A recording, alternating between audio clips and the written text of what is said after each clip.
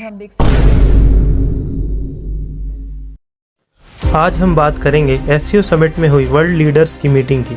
SCO summit China के Tianjin city जिसमें 24 देशों के लीडर्स शामिल हुए थे, जिसमें हमारे पीएम नरेंद्र मोदी भी 7 साल बाद चाइना गए थे। पहले जानते हैं कि एससीओ समिट क्या है और इसमें क्या होता है। SCO stands for Shanghai Cooperation Organisation. SCO एक देशों का ग्रुप है जो security, trade, economy, culture and regional stability जैसे इश्यूज पर साथ काम करते हैं। इसके मेन मेंबर्स देश China, Russia, India, Pakistan, Kazakhstan, Kyrgyzstan, Tajikistan और उज़्बेकिस्तान है और रिसेंटली ईरान भी इसमें शामिल हो गया है। इस समिट में ये लीडर्स मेजर ग्लोबल और रीजनल प्रॉब्लम्स को डिस्कस करते हैं, जैसे टेररिज्म, पीस और ट्रेड रूट्स।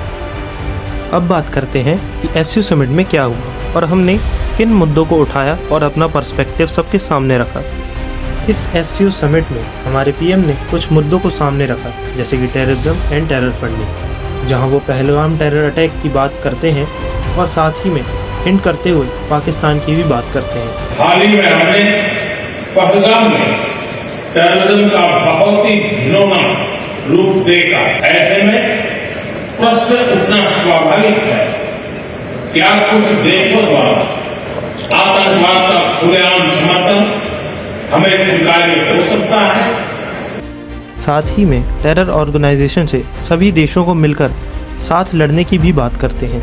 हमें मिलकर आतंकवाद का हर रंग में, हर रूप में विरोध करना, ये मानवता के प्रति हमारा दायित्व है। उसके आगे वो बात करते हैं स्ट्रॉन्ग कनेक्टिविटी की, जिसमें चाबहार पोर्ट और इंटरनेशनल नॉर्थ साउथ कॉरिडोर पर हो रहे काम की भी बात बताई गई। जहां पीएम नरेंद्र मोदी टेररिज्म से लड़ने की बात कर रहे थे, तभी वहीं बैठा टेररिस्ट का दलाल भी टेररिज्म के खिलाफ लड़ने की बात कहता है। We condemn terrorism in all its forms and manifestation with fullest force at our command.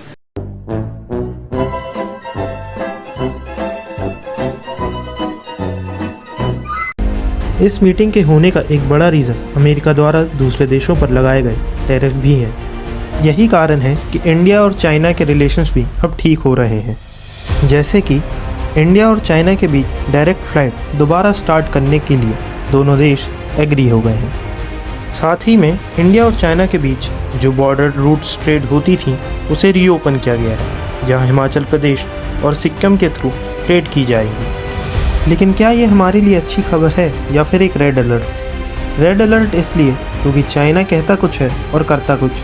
ये इंडिया के खिलाफ पाकिस्तान को भी सपोर्ट करते हैं और बाकी छोटे देशों को इंडिया से दूरी बनाने के लिए फोर्स भी करते हैं। तो क्या हमें चाइना पर भरोसा करना चाहिए? अगर हम हिस्ट्री में जाएं तो हमने जब भी चाइना से दोस्ती बढ़ाई है, हमें धोखा ही मिला है।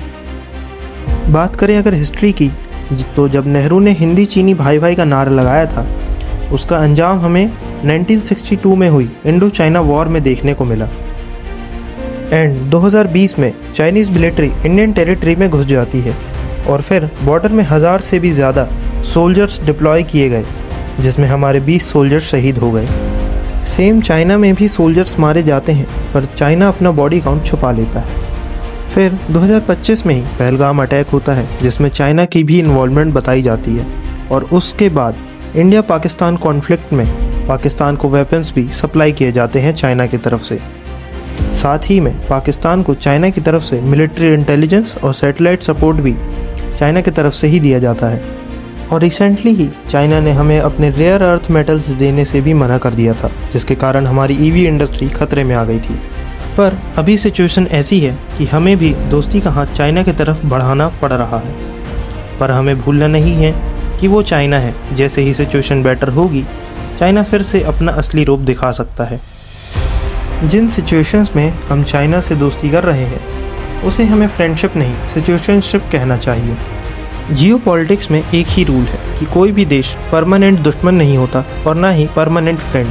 सारी कंट्रीज़ सिर्फ इंटरेस्ट के लिए फ्रेंड्स होती हैं। जैसा कि आपने देखा होगा, जब टर्की ने पाकिस्तान को कॉन्फ्लिक्ट में ड्रोन सप्लाई किए, जबकि हमने टर्की की हेल्प करी, अर्थक्वेक्स में रिलीफ एड भेजा, मेडिसिन्स भेजे, फूड भेजा, इसीलिए जब टर्की ने धोखेबाजी की, हमने टर्की के दुश्मन साइप्रस से हाथ मिला लिया, जिसके लिए पीएम ने साइप्रस विजिट भी किया था।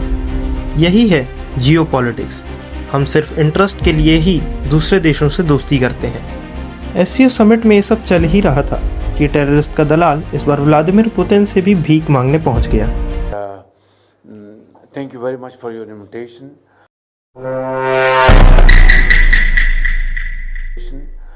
Also, thank you for supporting Pakistan and trying to have a balancing act, I think, in the region. I know, and I must say that we respect your relation with India. That's perfectly fine. But we also want to build very strong relations.